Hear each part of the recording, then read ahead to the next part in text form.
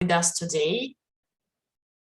Yes, as you can see, we are recording the meeting so that for the future everyone has access to it.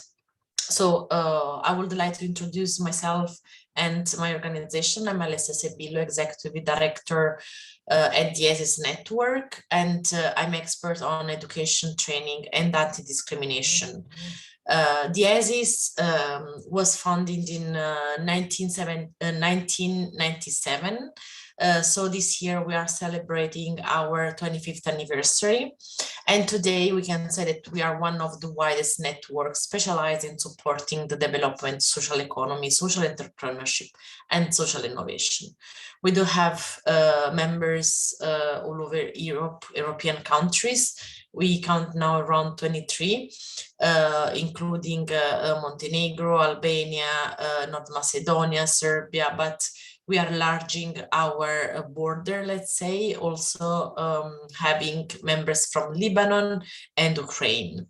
So in the years, Diesis consolidated the idea that knowledge is one of the main resources for social economy. We have been working on different topics, especially because social economy adapts to the new challenges every time following the needs of the society. That's why us as Diesis, we also change quite a lot in terms of priorities in topics. We have been working on, and we are still working on, migration, gender, anti-discrimination, cultural industry, fair working conditions. But of course, in the last years, one of our main focus has been the green and the digital transformation for the social enterprises. That, of course, we will discuss further in this event. We are also an official partner of the new European Bauhaus initiatives. That is an interdisciplinary environmental, economic, and cultural initiative of the Commission that combines design, sustainability, and accessibility to deliver the European Green Deal. That is the topic of this year event for the European Green Week. So it is also quite connected. And as Diesis, we try really to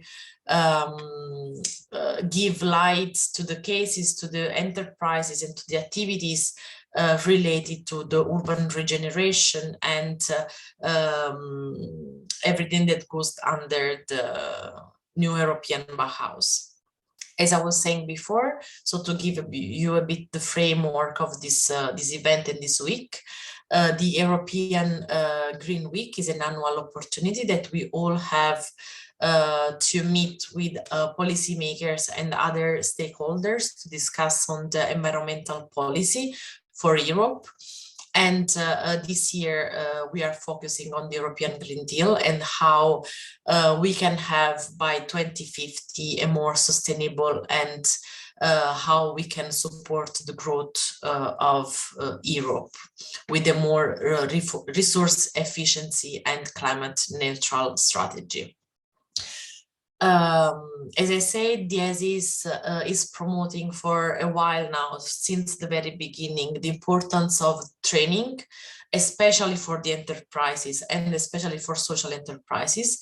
And on the green transition, if we want a real and true green economic transition, we need to explain and to support the enterprises in adapting their product, their services, and also their internal processes for looking more at the climate changes and the environmental challenges. So this is what we aim to do, of course, from our, let's say, part of the possibility with our activities and projects.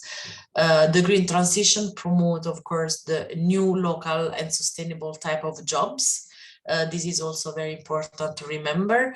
And it's a way to empower local communities and to inspire young people, new generation of entrepreneurs. So looking at a more fair, more just economy, environment, and society. And all this somehow is the base of what social economy is. So this is why the link between the green transition and social economy is so strong. Social economy can be crucial factor for this growth, and Diesis aims to really support the sector in achieving these skills and competencies, and also reflected on the growth of the sector. The project that we are going to present today will be, so in the second part of the event, are all examples of important activities, important steps that we can make to make the sector stronger. So what we are doing, how we are doing it, and of course we will be more than happy to hear from all of you. But as you know, this event will be divided in two parts. So we will have now a first round of speakers. There is today with us, and thank you again very much, Marie Boucher, Policy Officer at DG Grow, especially working on social economy. And she will introduce us a bit about the Pact for Skills, what is the initiatives about, why it's relevant, it is important for us, and we will see a bit what social economy is doing on this matter. Then we have a video message. Unfortunately, she could not be here, from Brikena Aksomaki, the director of Lifelong Learning Platform, that will tell us a bit more about the relevance that education and training have on the green transition. And then finally, my dear colleague Anastasia Costantini, that is senior expert at Diesis for the green transition and the new European Bauhaus. So the best person to make, the connection between the global changes and the local solutions, or at least what we are doing and the solution that we are founding. So I will not take much more time for the introduction. I would like then to ask Marie Boucher to take the floor and to tell us a bit more about the Pact for Skills. Good morning, everybody. Thank you very much. I'm very happy to be here today to indeed introduce you to an initiative that we have launched regarding skills development. This initiative is called the Pact for Skills, and I'm going to introduce you to what we've been doing in particular for the proximity and social economy ecosystem. So that's very important to bear in mind. My presentation will be twofold. I will first explain the general initiative of the Pact for Skills, and then I will focus more on the implementation by the proximity and social economy ecosystem. So I'm going to start sharing my screen. I see that I'm disabled actually to screen sharing, so maybe if you could just... Yeah, Elena will solve it. Yeah, that's done actually. Yeah. Well, before starting, I want to just say that for this first round, we will collect all your questions, so you can write in the chat, of course, but then we will answer to you by email in a second moment, so not right away today. Perfect. So this was important to say before starting. Yes, I will be very happy to reply to any question afterwards. So let me start now. So with the first part of the presentation. So the EU Pact for Skills is basically the first of the flagship actions under the European Skills Agenda. And it's firmly anchored in the European Pillar of Social Rights. So this is the policy context at EU level. If we had to define this initiative, we could say it's a shared engagement model for skills development in Europe. Indeed, the Pact for Skills promotes joint action to maximize the impact of investing in improving existing skills, which we call upskilling, and training in new skills, which we call reskilling. So basically, when we talk about joint action, it's really about bringing together all people, organizations, actors, public authorities or private entities that are active in skills development. So really the goal is to have a very broad approach. How does it work in practice? So we have three, let's say, three parts in practice. We have demand-driven commitments and the establishment of partnerships. Then we have a support from the EU. And finally, we have upskilling and reskilling activities for all. This is ultimately the goal. So on the very first part, the demand-driven commitments and the large-scale partnership. So basically, the idea under the Pact for Skills is about creating and launching large-scale partnerships of, as I said, organizations, private entities, public authorities, anybody who actually works on skills. So that could go from education providers to, for instance, an association providing assistance for labor market integration for migrants, for instance, which has a lot of skills activities, but also regions, cities, because they also have competencies in skills. We could also mention Chamber of Commerce, for instance. And of course, since we talk about the proximity and social economy ecosystem, of course, all kind of associations, foundations, all those kind of organizations, basically. So basically, the idea is that a number of interesting partners commit to create a partnership whereby they develop commitments regarding skills development. So basically, these people and organizations are really organizations who already have, of course, skills activities, who are already active. And the idea is really to pull all these activities together to create partnerships between people so that we maximize the impact and we create partnerships at local, regional, national, European level. So that's the idea of the first part. This is why actually we say it's a demand-driven commitment initiative. Then we have the support from the EU. So this support is materialized by three sets of services.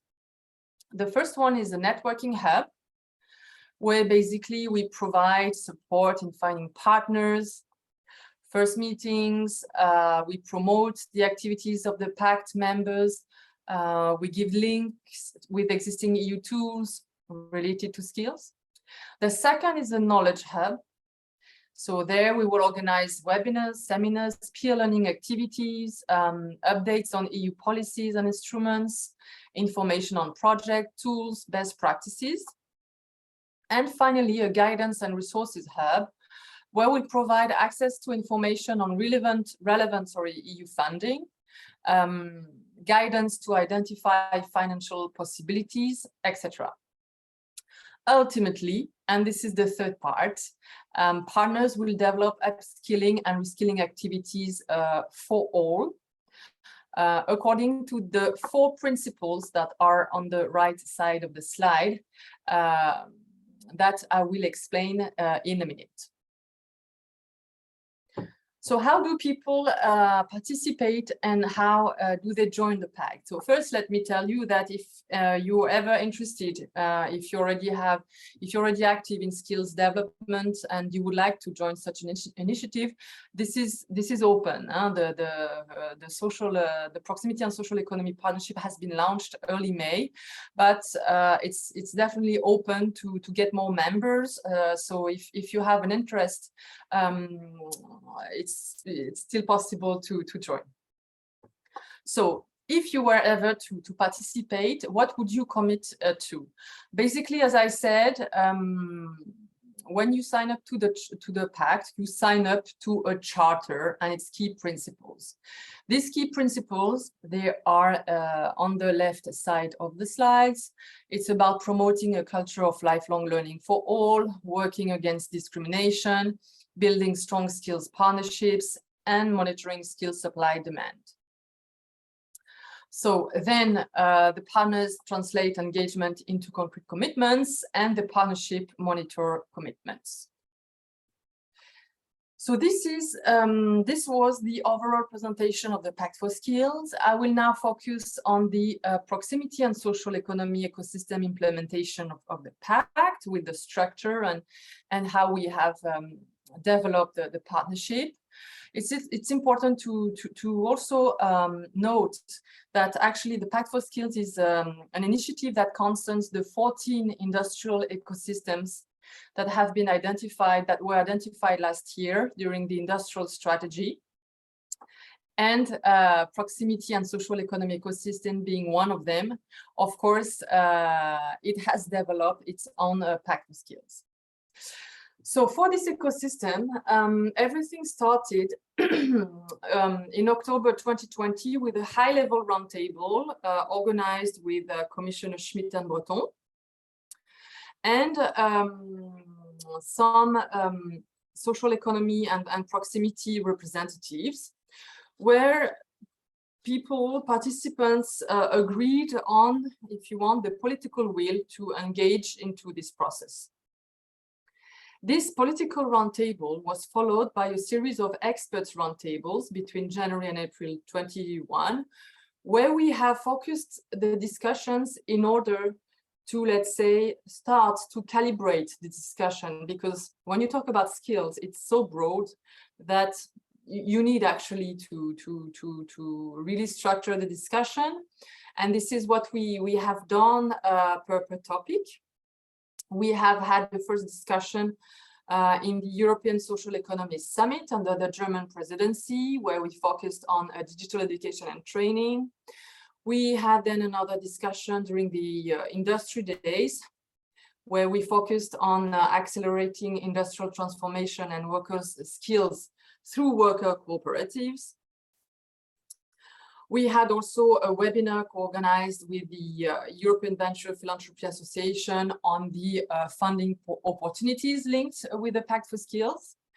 And finally, we had last roundtable with regions, local authorities, and cities, entitled "The Pivotal Role of Regions, Local Authorities, and Cities in the Implementation of the Pact for the Proximity and Social Economic Ecosystem." Indeed, as I said, regions, local authorities, and cities are also key partners of such an initiative.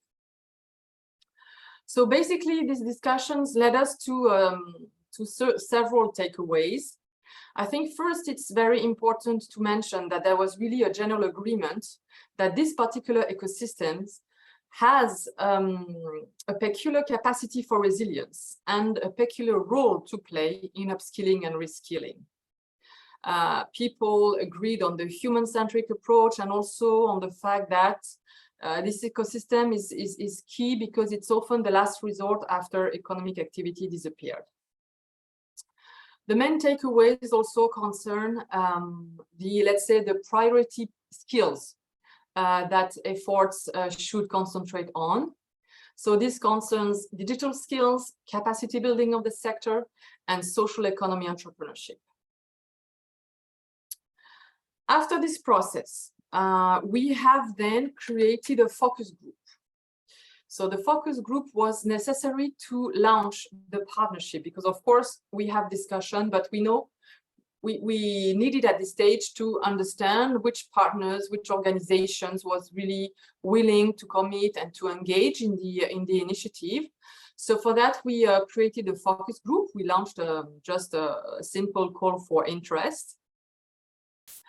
And we created this focus group, the aim of which was to agree on the skills needs of this ecosystem and identify the target commitments, the key performance indicators for the Pact. So here the discussion with this focus group became very much more concrete in the direction of setting up the partnership. So basically it was made up of proximity and social economy stakeholders, also some regions willing to engage more actively. And it was led by Social Economy Europe and European Venture Philanthropy Association, who are the coordinators of the Pact. So we had several meetings of the focus group, and the group produced a declaration that underpins the partnership. And I will repeat the link in the chat, or maybe if somebody can do it, so that you can really have a look. Because the declaration is really, let's say, the feuille de route of the partnership. It's really the direction where the partnership wants to go. It explains the objectives the partnership wants to pursue regarding skills developments. Of course, we also have the commitments, and we have concrete key performance indicators translating these skills activities. On this basis, and with the declaration, we officially launched the partnership in May, earlier this month, during the French Presidency Conference on Social Economy in Strasbourg. Before I finish, a few more words on the declaration itself. So the declaration has 4 pillars, which corresponds to the objectives.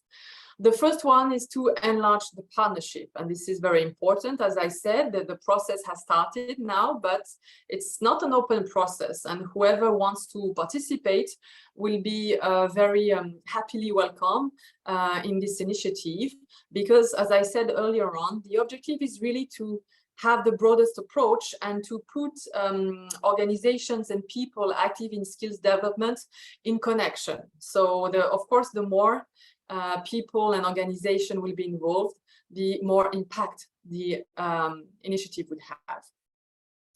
The second objective is to develop reskilling, upskilling activities while fostering talent attraction and strengthening social inclusion in coordination with the ESG framework. So, of course, this was really an important, I would say, angle for this ecosystem, for the social economy and proximity ecosystem. Social inclusion is very important, and it was important to really show that.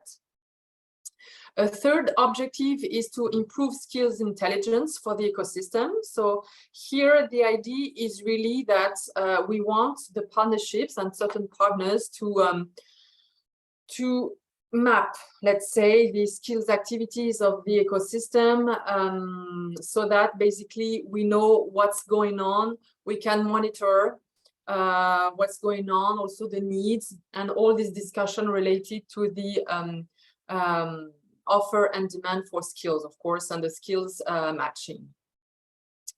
Finally, the fourth objective is to provide financial and non-financial contributions to skills development activities. This is, of course, very important also. So to date, and I will stop there, we have more than 90 organizations and public authorities, organizations is really understood broadly, that have signed the declaration all over Europe. We think it's a very good start, but of course we will strive to get more people engaged. And if any of you or in your network have a particular interest, please do not hesitate to have a look more precisely at the initiative. Thank you very much, and I will stop there. Thank you very much. It was, I think, quite important to start today discussion starting from here. So really look into what the Commission is supporting us with, and how we can also use the tools that we have been receiving from your side for better implementing our activities and supporting the sector. And I think that we can easily see also somehow a sort of switch. Of course, there is a lot of policy, there is a lot of, let's say, high level of discussion, but there are also a lot of practical tools, and more there is this willing of having this contact with the local organization on the ground. So this is quite important. I'm sure that there will be questions, so I will collect all of them and try to then to stay in contact. So thank you very much. I know that you have to leave us. Much. Yes, but again, it was a pleasure. It was important to start with this first presentation. Thank you. Thank you. Thank you. So now, as I told you, the second speaker could not be here today, but we do have a message from her. She was also in a couple of days events in France. But Elena, if you are ready, we can share the video that Brikena sent. Thank you.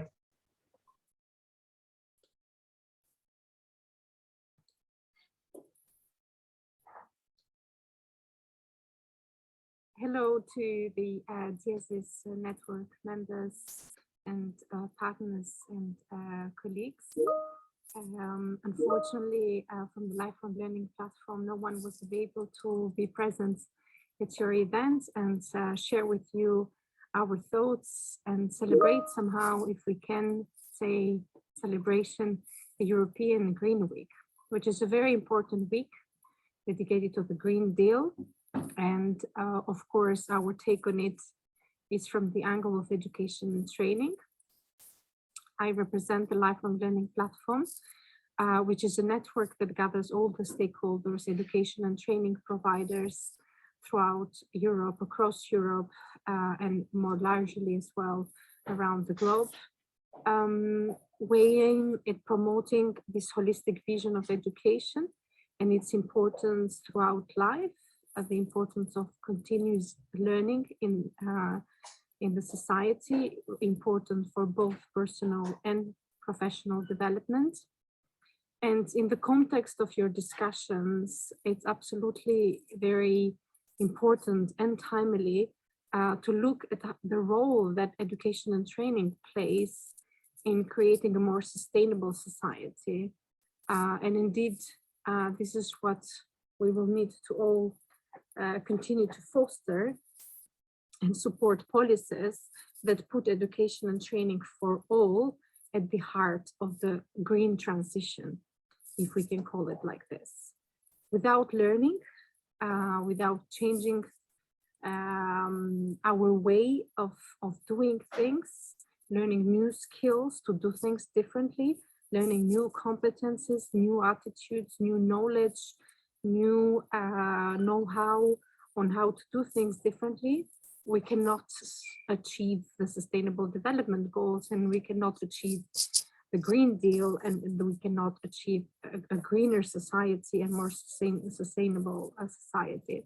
So it's very important that we look at how, through education for all age groups and through different type of education, so being that formal education, non-formal education, or informal learning as well, we can achieve this goal. In 2020, we dedicated our year to the issue of sustainable development and sustainable development education. And two aspects came out in our position paper, which I invite you all to look at. That was indeed social entrepreneurship, social innovation, the role of social enterprises in general as well, and the needs they had in terms of skills and competences in order to adapt and to support the society in its transformation to a greener and more equitable society. And in this position paper, we speak of the importance of skills development, skills that would support the creation of new jobs, the creation of new products or new services that are more sustainable for the society, but also more inclusive, more equitable, and more just and fair, if we can use all these buzzwords. So I would like to give these thoughts to you, to share these thoughts with you for further discussions. It's a pity that I cannot be with you to discuss all this, but I hope this will be an inspiration for further discussions during your event. Thank you.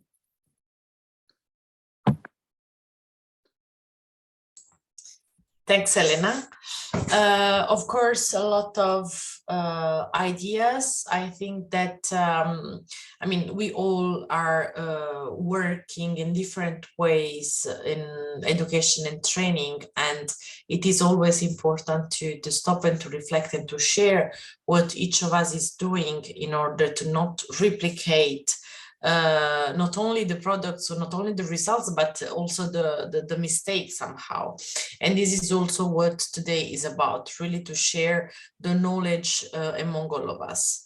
But before starting with the project, there is the last part for this first session. So Anastasia will bridge what has been said so far with then the practical activities that our partners will present later on. Please, Anastasia. Hi everyone. I start my presentation sharing the screen. Okay.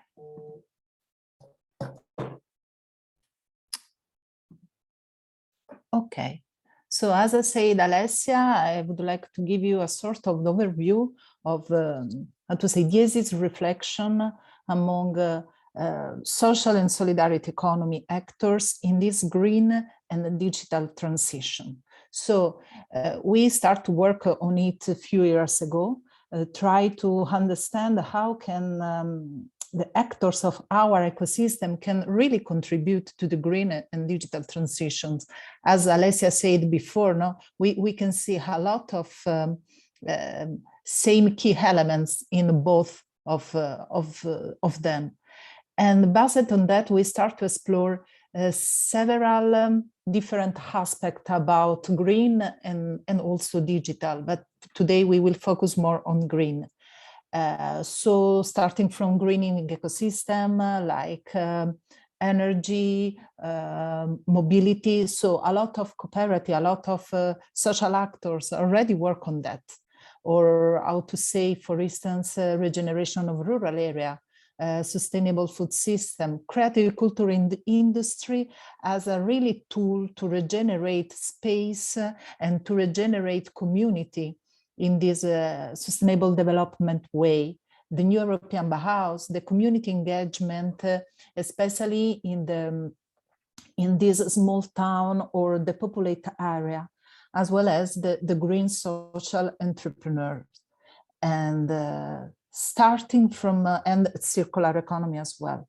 Starting from that, all this field of action, we tried to explore during these years, and we tried to collect for all of them some good practice, because our idea to analyze was to start from the grassroots, so start from the ground, to see what social economy actors already are doing, because now we are talking a lot about green transition, but the actors of the social economy already work on that is in years ago. So starting from that, starting from the good practice, we start to collect some, how to say, challenge, some needs that this type of actor, and also the potential that this type of actor can have in this green transition.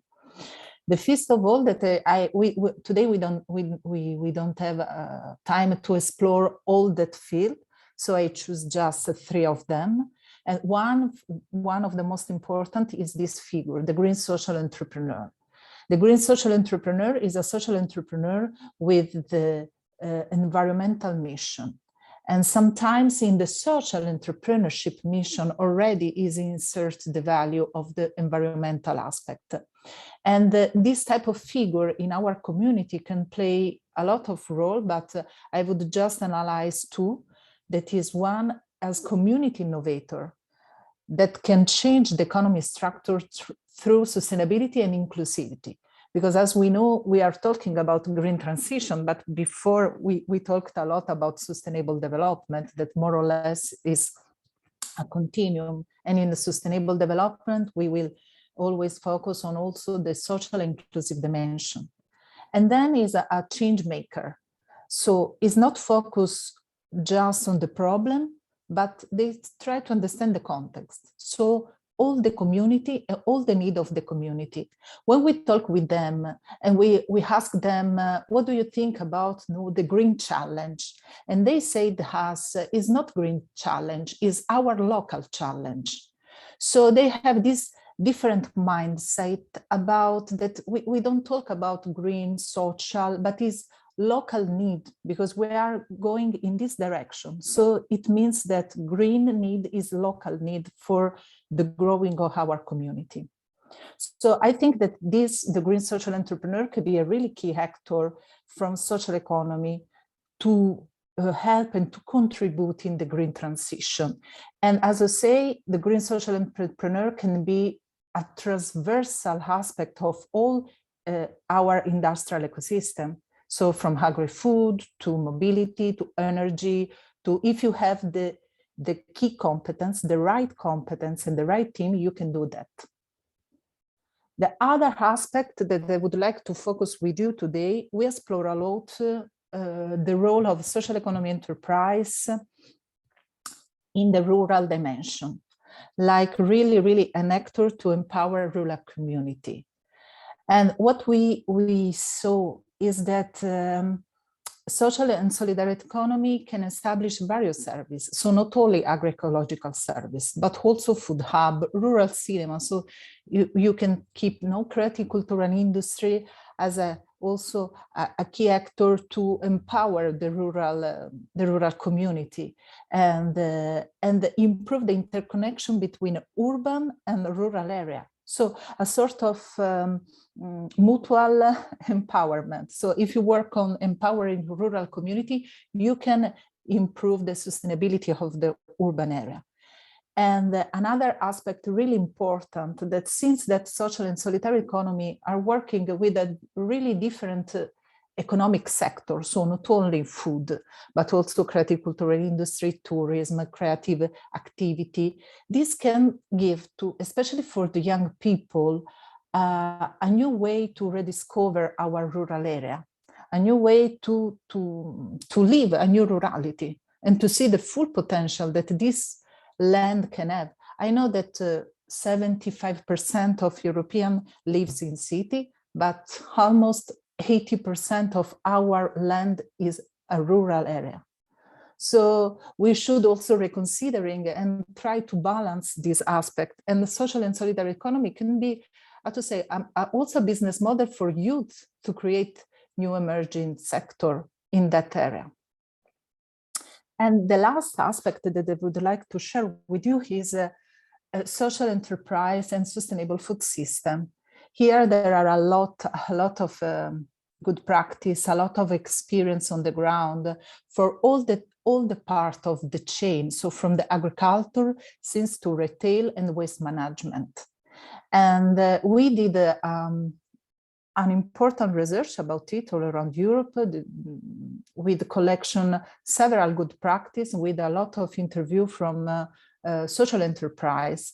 And we found that when we talk about food, they talk not only about food, as we said, but we talk about also work integration, employment, migrant integration, decent job conditions. So it's always a lot of social and environmental aims behind the priority, how to say in that case, of a sustainable food system or alternative food systems. And what we saw in this specific, all of them, we can collect these 5 key elements.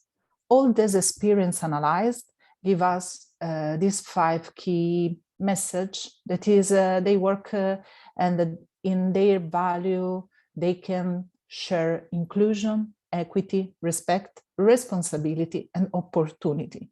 Because when we talk about this type of social entrepreneurs, they talk always about opportunity. That can be an opportunity. But one of the barriers that we saw in all of this, so when we talk about green social entrepreneur, when we talk about food system and also rural, but how to say, now we are working more on, for instance, a new Bauhaus and transforming space through creative cultural industry. But one of the barriers that prevent us from exploiting better this opportunity that the social enterprise actor can have in the green transition, and also vice versa. So the green transition can benefit from the effort of the social economy actors, is the lack of green skills and competencies in sustainability. Also simple, how to say, generic green skills, also start from the change the mindset to raise awareness about this important aspect. And for that as Diesis, we started to thinking about project and to thinking about training scheme to try to contribute to respond to this need that came from social economy actors. And for that today we are here because we would like to show you some of our projects that, as Diesis with one other member, we are developing. I don't know, Leslie, if you want to continue. Yes, thanks. Yes, so as we were, thank you very much, Anastasia, because I think that it was important then to make the link on what I said and also what Marie started to introduce, of course, from the Commission point of view, and to try to understand why we as actors of social economy are interested in those activities in those specific in this specific area of work, and what is a bit, you know, the overview, and but also the long-term vision that we have on this area. And the project that we are presenting today, they are touching different aspects of this this transition, and where we have to arrive at the end of the path, let's say. We have, for instance, Vet for Food project that will be presented by Alberto Corbino from the Università della Cucina del Mediterraneo, and he will make actually the link between training for food, that is the previous project we have implemented. It is the very first project on which we worked on sustainability and the link between sustainability and food system. And now we are launching this new one. So it is just an introduction because the activity just started on Vet for Food. So really focusing more on the aspect of vet providers and how not only students, but also teachers need this kind of skills. Then we have We Green. That is a project that we wanted very much with Anastasia, and is on rural women's empowerment through green social entrepreneurship. So shortly, green skills for empowering women living in rural areas. Also very important, there is Loreta Isaac presenting it from CLNR Romania. Another great partner and member. Then we will have the presentation from Mondragon University by Unai Elorza and Alaine, sorry for Germendia. And I mean, this is really the turning point, I will say, of our strategy and activities. It's a blueprint project, so Alliance for Innovation, as some of you might know. This project, it's a 4-year project, so we will really have the time and the opportunity to discuss with the main actors of social economy and training and education in 10 different countries on what are the competencies for the future of social economy, talking about the twin transition, so the green and the digital transition. They will give us a bit more information about the project. And then the last one that we will present today is developed together with another one of our members, Sedra, in Croatia, and Marina Valentina will present it as last. It is about building the capacity of this new figure that Anastasia was talking about, the social entrepreneur. So I will not take much more time for the introduction. I would like to start already with the first presentation. So maybe Elena, you can meanwhile switch the speakers. So first person that will present is Alberto Corbino. As I said, we have been working together for many years before me arriving in Diesis, but then especially lately on these two projects, I mean, T4Food mainly, and then he will introduce, how this is linked with the development of the sector. So Alberto, thank you very much for joining us. Thank you for inviting me. I am now supposed to be sharing something actually, but let me see. Now I don't see you anymore. Where I'm supposed to share it? I don't see the commando here because normally the main. So normally down you have the share screen. Normally I have the share screen. Condividi schermo, yes, I do have it. Okay, so normally I have the share screen.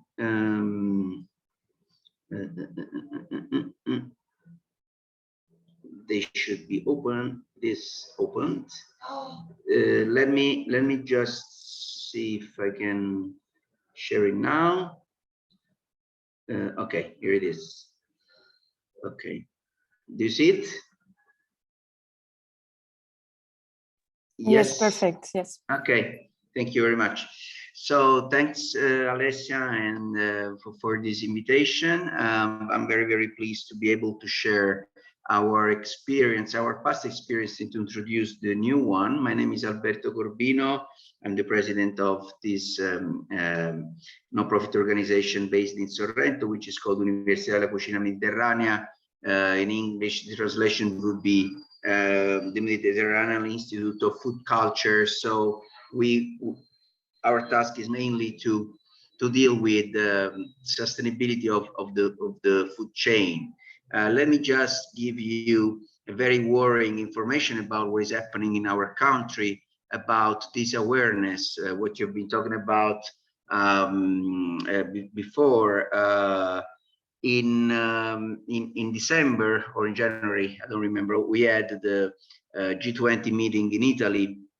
So there was this dinner hosted by the Quirinale, which is of course the house of the President of the Republic, with all the distinguished guests, head of states coming from all over the world. And one of the main dishes offered was salmon. Okay. So this is the level of ignorance, and this is the level of shame that we have arrived in. Actually, let's say, not taking into consideration what is local food, what are the traditions, what is the environmental impact of food. So I hope our President of the Republic doesn't have to answer to Prime Minister of another country if salmon was kind of fished in in Italy and where. So this is just probably a little bit of a provocation to say that this kind of activities are not only welcome, but I think very, very much needed. We are actually not directly involved in this project. The partner of this new project, which is Bed for Food, is the the public institute, tourism institute, De Gennaro in Vicequenze, which has given birth to some of the most famous chefs in Italy nowadays. And that was also, let's say, an external partner in our past activity. In this picture, you see the activity that the dinner that they hosted with the Alberghiero during our last meeting, which I remind you was called Tea Training for Food, and took place from 2017 to 2019. So it was November 2017, October 2018. And this time, ESHO needed more schools because the new activity is more direct to school. So we invited the Istituto di Gennaro to be directly the partner of the activity, and we are kind of making this external tutoring to them, since we are always in partnership with them.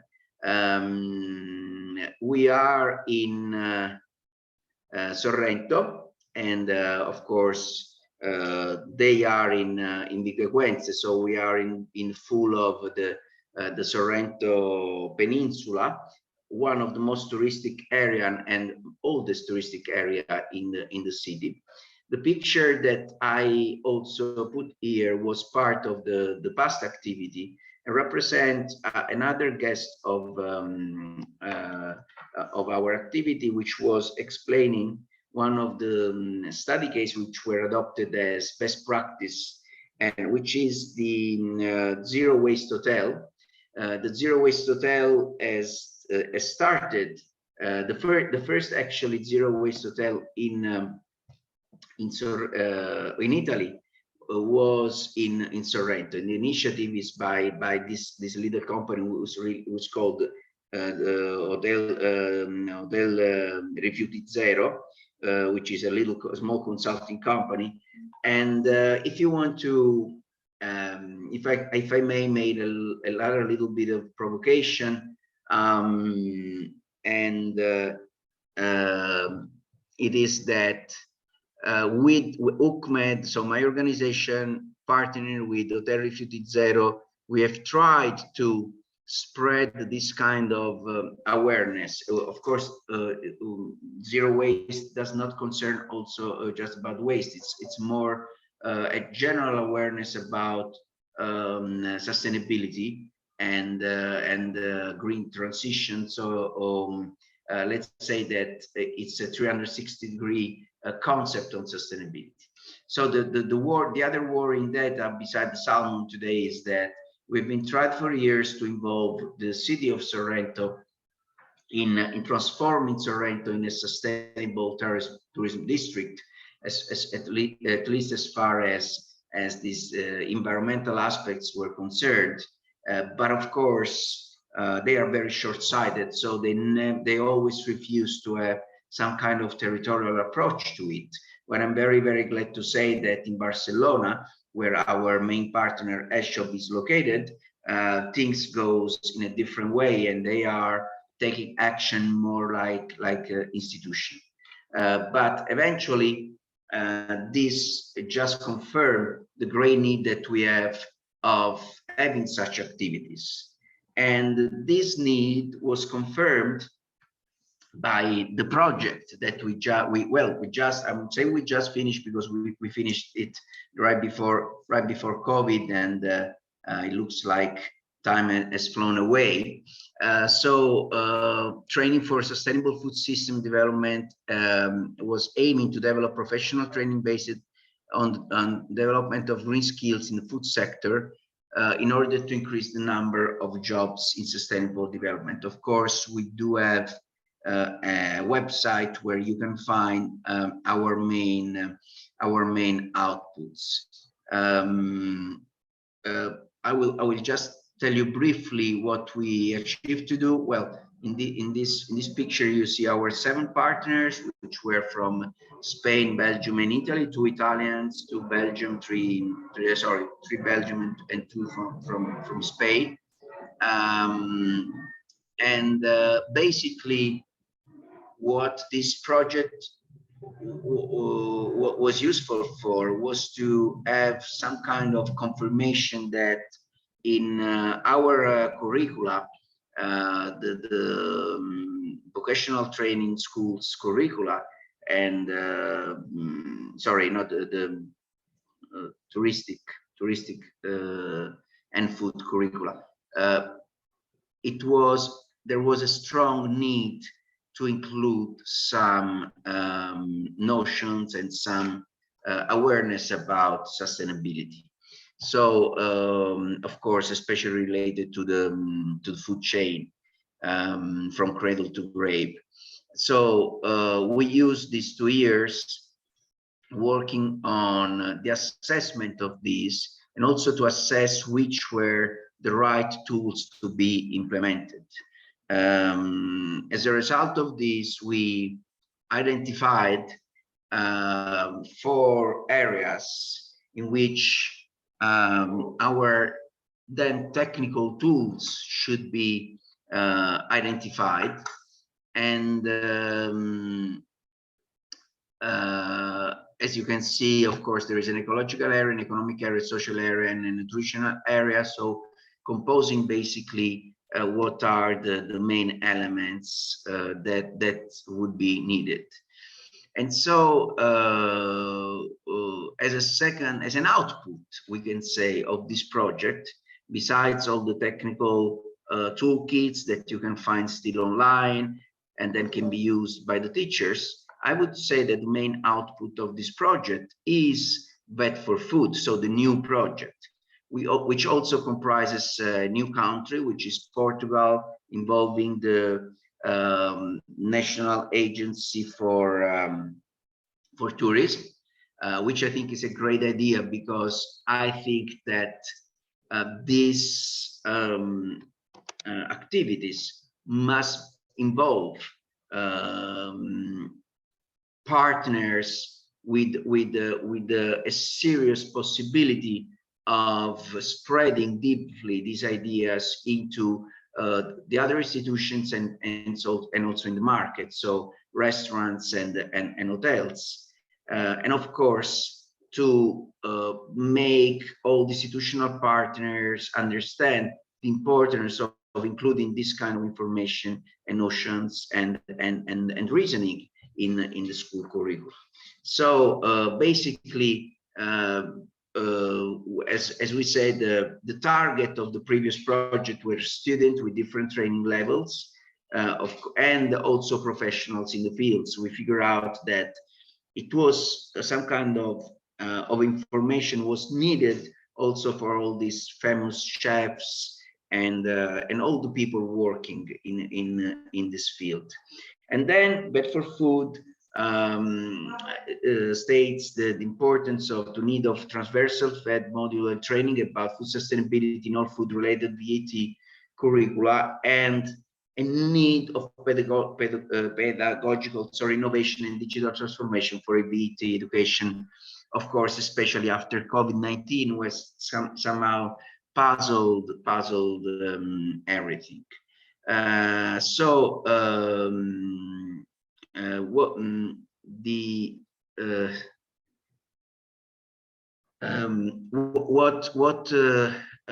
we will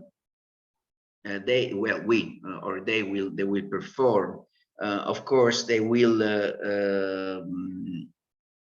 create a VT model, okay, especially based on e-learning, okay, on sustainability. How? We're going to have training teachers to adopt innovative pedagogical methodologies and experience, project and edutainment-based techniques. And of course, this will be tested with students. So we will have, well, I will explain later, but anyway, for whom? VT providers, VT stakeholders, VT teachers, and VT students. And of course, the reason why is that we want to increase the students' engagement, improving their employability, and give them the skills to fight against climate change. How we're going to do that? We're going to involve teachers in a number of in a series of training activities. And I think the most important things to say is that we're going to focus on these entertainment techniques, because what was also the output of the first activity, the Tea for Food, was that basically teachers are lacking with methodologies that are able to interact and to explain in a very, once again, interactive way with the students. So all these techniques are very much required by the teacher's audience. And the other things that we're going to do is having exchange of students on one is not on nutrition and health, and one is on food and sustainability. Let me just tell you that on nutrition and health, although Campania, as you probably know, is the cradle of the famous Mediterranean diet, this is where it was, let's say, discovered, okay, by Dr. Ansel Keys soon after World War II. And so it was supposed to be the place of healthy food. I'm afraid that I have to confirm the fact that Campania is now the place for with the highest increase of children and teenager obesity. And so it's really a culture that is changing, a culture that is switching under the nutritional point of view into something that it's really not desirable. So there is a great need to train the future professionals and the people which have this kind of curriculum, also important of their nutritional aspects. And secondly, of course, as we said, is good. And the last, because your time is yes. And also, of course, the last thing is that, so of course, food and sustainability. And last thing is that the final is that we want to promote incorporation of food sustainability issues in the curriculum of food-related VT schools. I'm sorry, probably I took a little bit more time. Very sorry, but I think it was important to state something. Thank you very much, Alberto. We know you very well, so we knew that you were starting quite strong. And I mean, this is important for us also to make a bit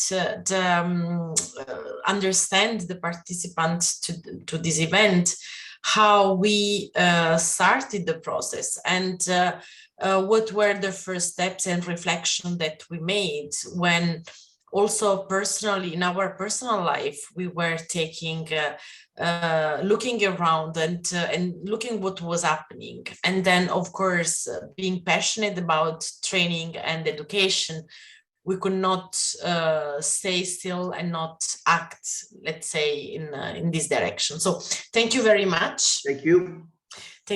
Then the second presentation will be about the We Green project. I forgot to tell you that whenever you have questions, of course, you can write in the chat.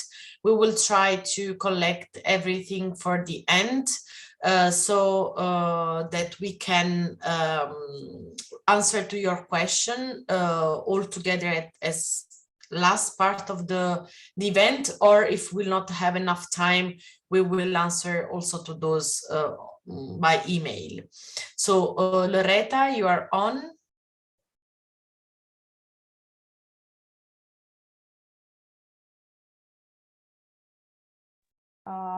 Can you hear me? Yes. Okay. Can you see my screen? Yes. Great. Just a second. Good. Hello, my name is Loretta Isaac. I work at the Center for Not-for-Profit Law, or CLNR shortly. Thank you very much for your invitation. I will be presenting today our new project. I have to say that it is a new project. It started in February this year. Rural Women's Empowerment through Green Social Entrepreneurship, or shortly We Green project.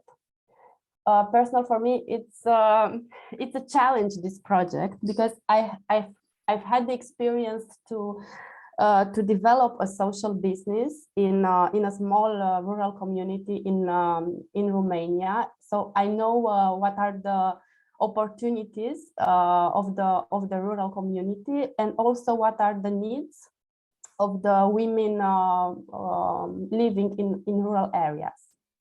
Related to this project, we have 6 partners. We from Center for Not-for-Profit Law, Diesis, of course, University of Primorska from Slovenia, BK Synthesis Center for Research and Education from Cyprus, and Mladi Ambasadori from Serbia. The main objective of this project is to foster social green entrepreneurship among women in rural communities through education in the form of practical local programs. We intend with this project to reduce the gap in the educational system between the need for new green skills and entrepreneurial skills and the lack of adequate educational content for development of such skills through an innovative training course for teachers in delivering green social entrepreneurship education, utilizing blended learning methodology.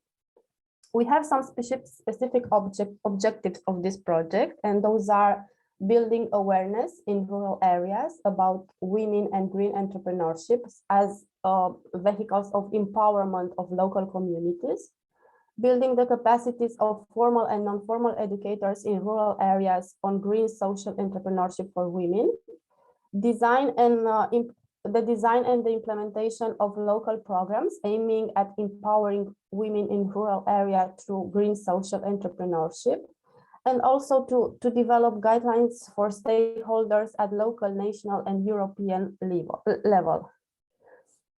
We have 4 main activities. The first activity is the development of a sound and updated knowledge-based repository on rural women's green social entrepreneurship. This part will include reports at the national and EU level on specific needs of rural women and the exact problems that they face, preventing their integration in the labor market and fostering green social entrepreneurship. And it also will include a collection of best practices related to green social entrepreneurship for women in rural areas. The second activity is the development of the capacity building program for formal and non-formal educators working with women in rural area. For delivering this training program, we will develop an interactive online tool that will serve both the delivery of the capacity program for formal and non-formal educators, and also make available useful information for the development of green social entrepreneurial skills in the rural areas.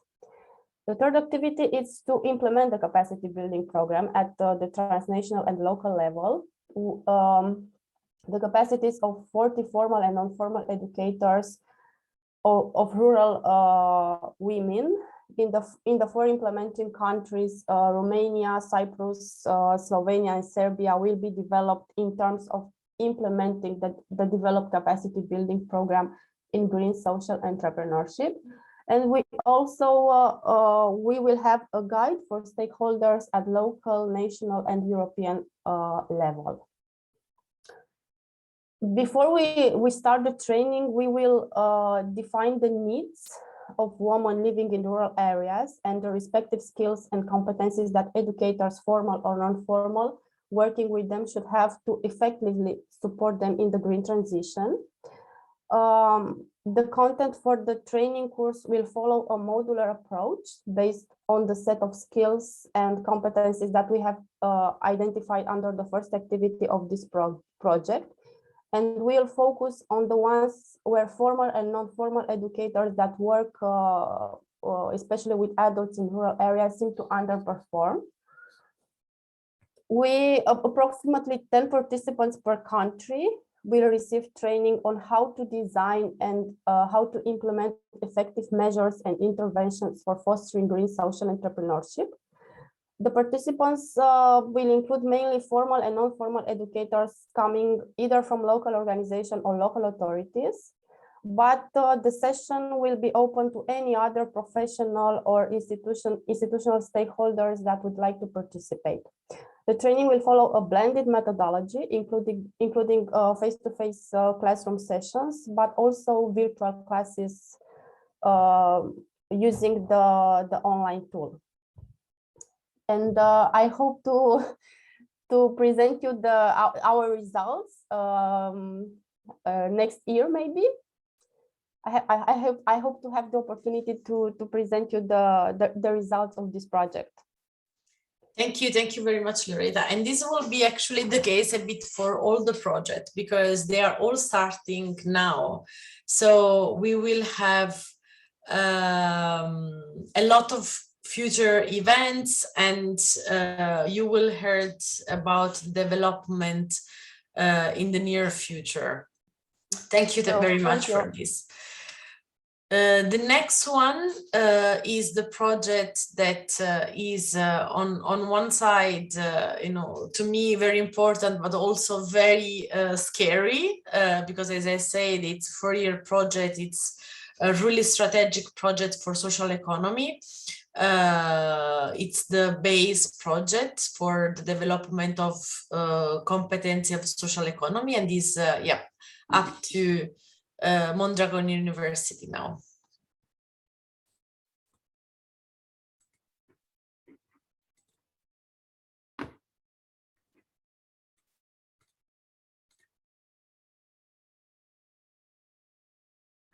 Okay. Good morning, everybody. Can you see our screen? Yes, yes. Okay. So, as Alessia said, we are from Mondragon University.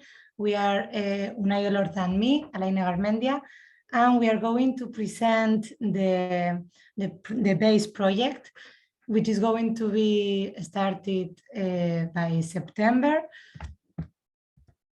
The BASE acronym stands for Blueprint for Social Economy and Proximity Skills and Advanced Training Schemes Adaptable to Diverse Social Economy Ecosystem in Europe. And the main objective of this project is to enable knowledge share among several actors, education and social economy actors, and it will address skill mismatches, and it will provide new skills with regard to different occupational profiles in the social economy sector. And this project will work on strengthening the capacities in key areas of the twin transitions, the digital and the green transitions. One of the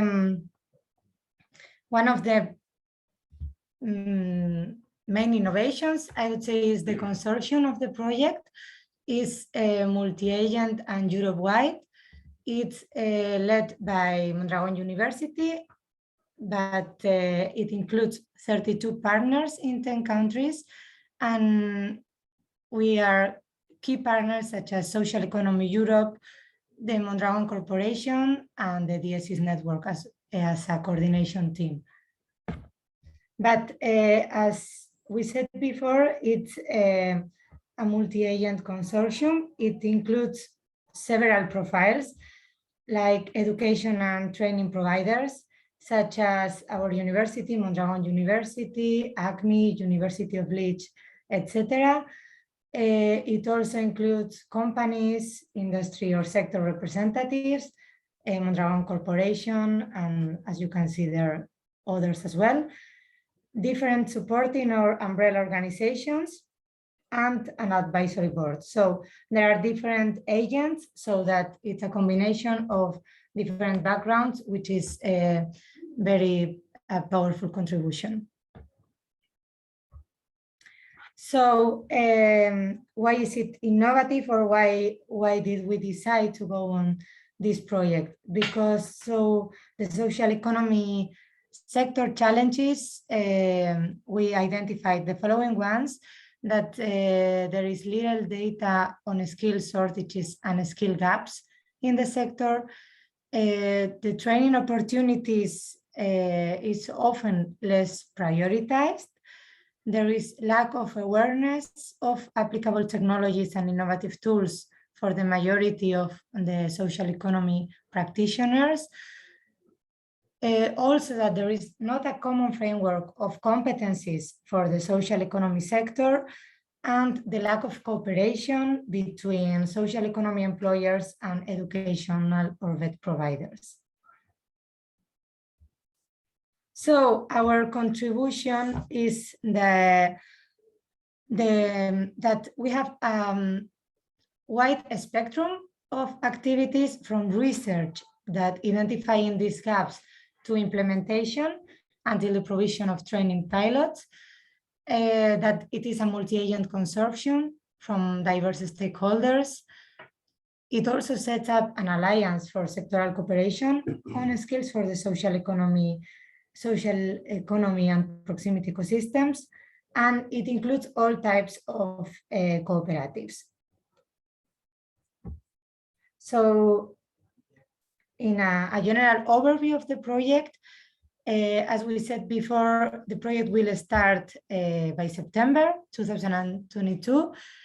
It will be a project of 4 years. And to sum up, like the main results of the project that apart from other results, but we would like to highlight these two, is the social competence model. It's an overview of the competencies needed for a growth of the social economy ecosystem. And this conceptual model will include the twin areas of competencies, the green and the digital competencies. A platform, and e-learning platform, will be also developed, and we hope to train around 2,000 individuals across Europe in digital, green, and soft skills, based on a tailored competence-based curricula per region. And yeah, so the target groups are, the primary target group would be the managers, the employees of social economy companies, entrepreneurs, and also as secondary target groups would be like the training providers, the public and private labor actors, the regional government, the European Commission, etc. So this is a very short summary of the project, like what we aim to do. This project will start, as we said, in September. And yes, we hope to have results soon as well. Thank you very much. Yes, of course. Thank you to both of you. Thank you, Alaina, for the explanation. Once again, this is really important for us to tracing the future of our work, and to show how we are developing the activities, but also to look a bit on what has been the interest from the Commission side. Of course, a project approved is a project that responds somehow to the bigger strategy, from the European Commission, and the different approaches that we have in these first 3 projects, because you see that BASE has more sort of big overview, looking at the framework competencies for to transfer them and to develop with the university, the VET providers, etc. Then we have VET for Food that is working directly with the schools. So on another level of approach, working with students and with teachers to increase their competencies in the methodology that they can apply. And then we have the We Green project that look at this big issue again with another point of view and with another approach. So not passing through the official, let's say, university and vet training, but looking at the women living in rural areas and how they can be active actors of the change. So already with these 3 projects, we see 3 different levels of approach, 3 different solution and target groups.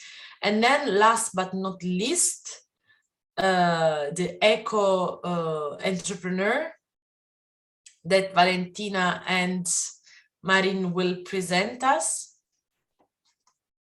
Thank you. Just let me share screen.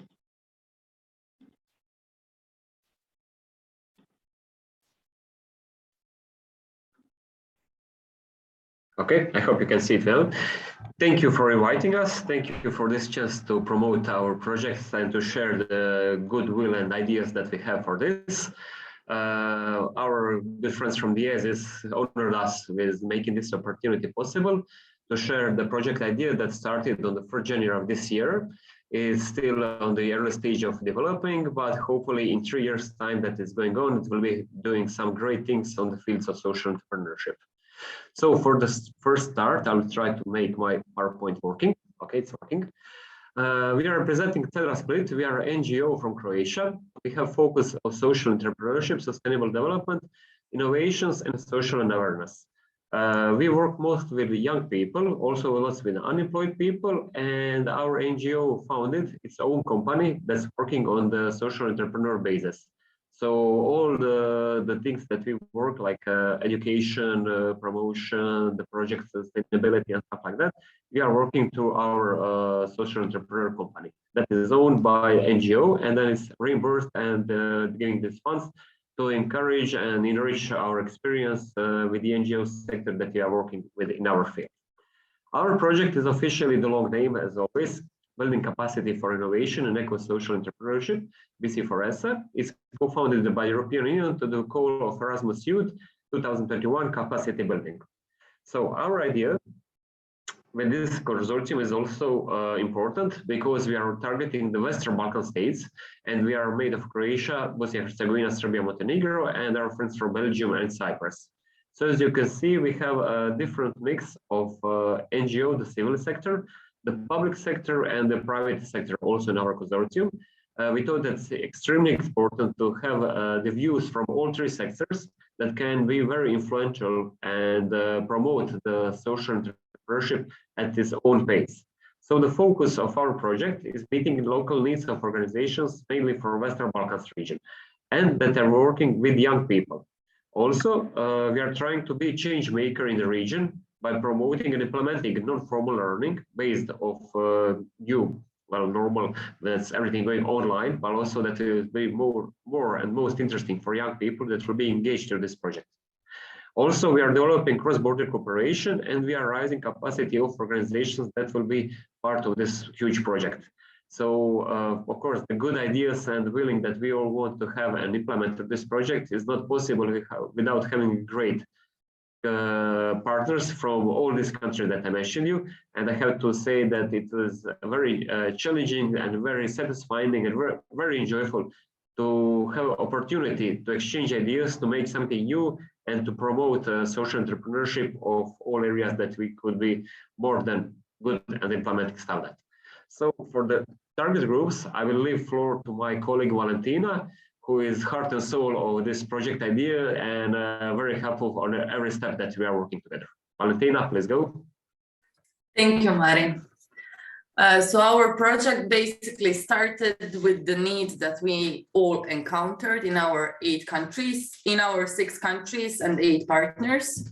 So we wanted to meet the needs of organizations from the Western Balkan region that are working with young people. Our focus was to promote and teach young people the values of social entrepreneurship, and also to introduce the notion of eco-social entrepreneurship as something new.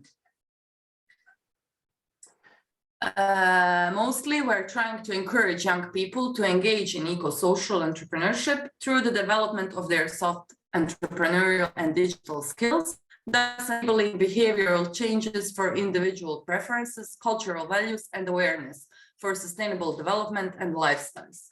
Basically, while we are trying to upscale our own capacities as organizations working with young people and organizations working with organizations that are working with young people, we are also trying to create some new tools and resources to help the youth workers and young people to gain some entrepreneurial and digital skills and to be inspired to venture towards social entrepreneurship. In order to accomplish this, we have decided to develop the 4 intellectual outputs that are all interwoven together. Currently, we are working on the first project result, which is an ebook, in which we are conducting research by trying to see what the state of the art in our countries is regarding social entrepreneurship, the situation, eco-social entrepreneurship, also environmental challenges, and lastly, legislation. What opportunities are there and what challenges are there for the development of eco-social entrepreneurship? This ebook will interview young people to assess their needs regarding entrepreneurial and digital skills, but also we will interview decision makers, governmental bodies, and entrepreneurs themselves to see what the needs of the society are regarding the environmental challenges. We are also currently doing research for this first intellectual output to see the good practices. We are aware that there are a number of social enterprises that are dealing with environmental topics in our partner countries. So we have done some research and tried to find those that we can present as role models to young people. After the finalization of the first intellectual output, we will have around 35 role models whose stories we can use to inspire young people.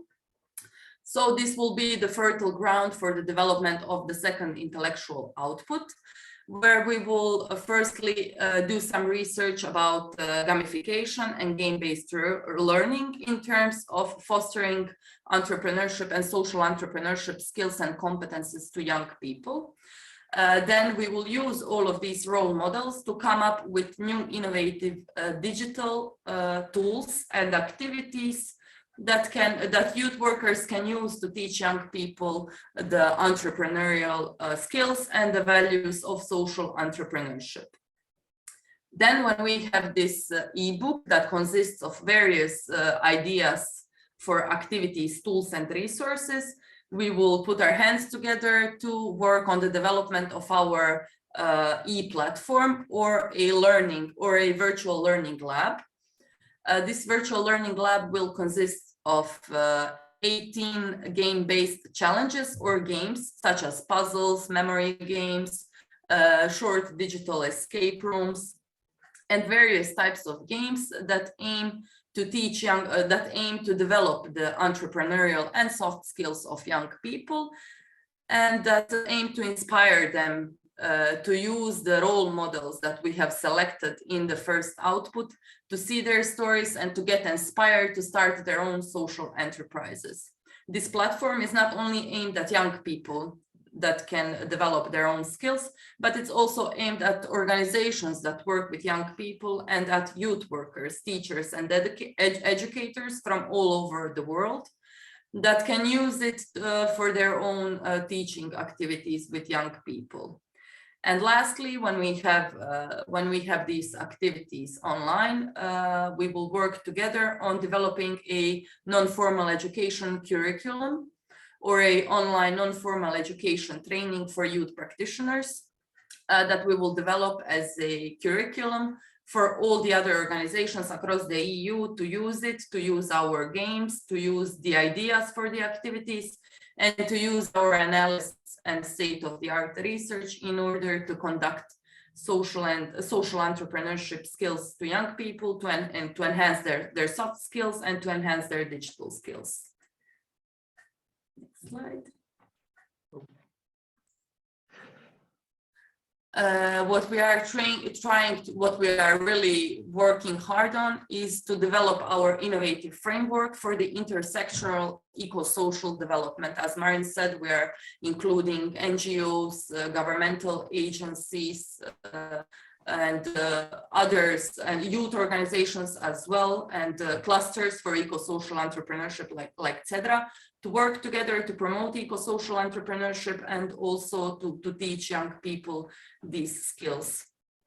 We are aiming to impact local associations and young people who will actively contribute to smart, sustainable, and inclusive development. As I said, we will ask young people about the skills that they want to learn, about the ideas they want to implement, and we will ask local associations across our Western Balkan countries about the challenges of the society and the environment that we are trying to contribute to. Last 30, okay, good. That's Finished. it. Thank you. Thank you for your time. Also, you can follow us in our activities on our Facebook page. And probably to say from today, we have also our web page that everything will be going on and all our outputs will be also posted there, and you can see them, use them, spread them, disseminate them, whatever you like. Thank you for your time and good luck with everything you're doing.